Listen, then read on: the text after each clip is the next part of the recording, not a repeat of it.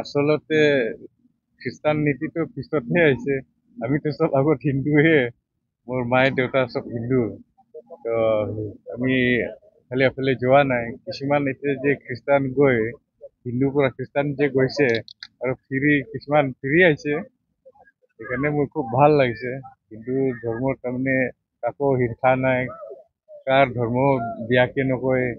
হিন্দু ধৰ্ম লোৱাৰ কাৰণে চব যিমান হিন্দু লোক, কিন্তু আমি হিন্দু বুলি ক'লে খালি হিন্দু নহয়, আমি চব জাতিৰ লগত মিলে। আপুনি বিহু পালন কৰিছে? হয়, বিহু পালন কৰিছে। আপুনি ঘৰত নিজৰ হয় হয়, আমাৰ ষ্টেজ আছে। কি কাৰ্যসূচী আছিল? সেইবিলাক বিহু ডান্স বিলাক আৰু ৰাইজে বিলাক আহে চাব আহে চব ফূৰ্তি কৰিব কাৰণে।